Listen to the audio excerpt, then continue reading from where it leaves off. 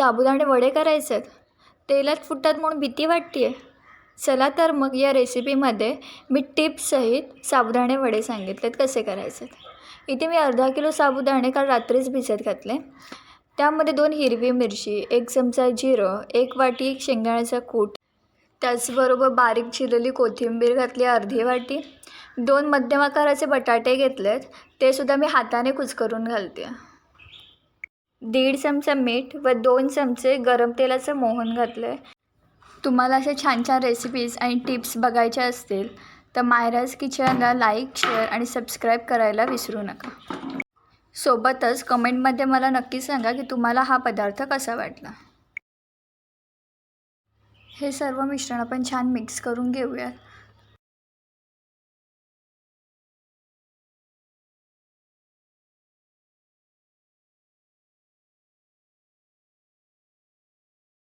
मिश्रण छान मिक्स करून घेतलं आहे. आता मॅशरने त्याला 1-1.5 मिनटं मॅश करून घेते आहे, जेणेकरून बटाटेसुद्धा खूप छान सुरले जातील आणि वडे तेलामध्ये फुटणार नाहीत. मॅश केलेलं सर्व पीठ मी हळूहळू मळून घेते आहे आणि त्याचे 2 भाग करून 2 मोठे गोळे तयार करून घेते आहे.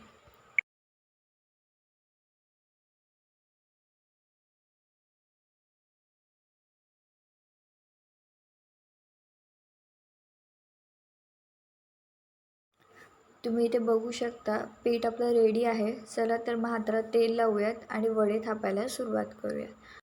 वड्याची साईज मध्यम ठेवली आहे. तुम्ही तुमच्या आवडीने कमी जास्त करू शकता. मिश्रणाचा लहान एक गोळा तयार करून असा हातावर थापून घ्यायचा आहे.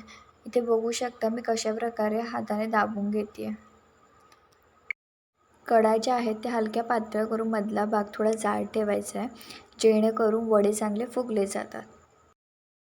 इथे मी दुसरा वडासुद्धा तुम्हाला करून दाखवते आहे.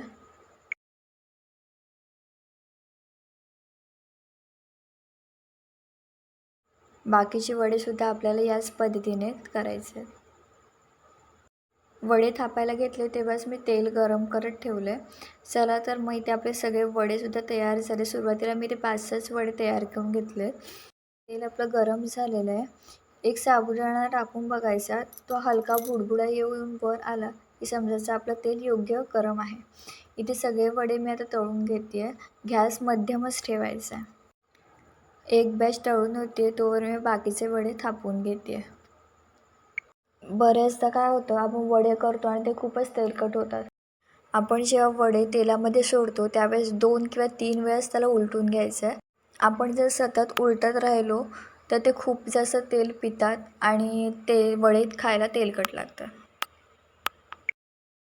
जेव्हा आपण तेलामध्ये साबुदाण्याचे वडे सोडतो त्यावेळेस ते हलकेसे सेट होऊन द्यायचे. त्याच्यानंतर आपण त्यांना उलटून घ्यायचं आहे. आपण लगेचच त्यांना उलटायची घाई केली तर ते तुटू शकतात. इथे मी सुरुवातीला फक्त 3च वडे टाकलेत. बघू शकता हळूहळू त्यांचा कलरही चेंज होतो आणि जे बुडबुडे आहेत ते सुद्धा कमी होत आहेत. याचा अर्थ त्या वड्यामधला जो पाण्याचा अंश आहे साबुदाण्यामधला तो कमी होतो आहे. एकदा त्यांना हलक्या तरी उलटून घेऊयात. आपले वडे इथे सोनेरी रंगावर तळलेले आहेत. आता यांना काढून घेऊयात.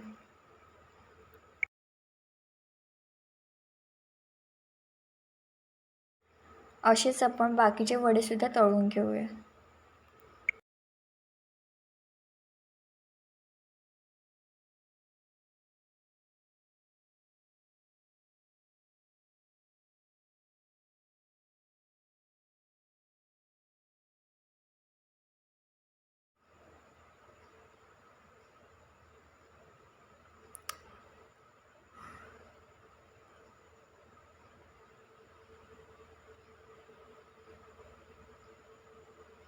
अर्धा किलोमध्ये कमीत कमी 35 ते 40 वडे आरामशीर होतात. एकदा तरी ही पद्धत नक्की वापरून बघा आणि मला कमेंटमध्ये नक्की सांगा की तुमचे वडे खूप कसे झाले. मला इथे साबुदाण्याचे पीठ मळण्यासाठी 2.5 ते 3 मिनटं लागलेत आणि सर्व वडे तळण्यासाठी 14 ते 15 मिनटं लागलेत. इथे आपले सर्व वडे तयार आहेत. चला तर मग सर्व करून घेऊयात.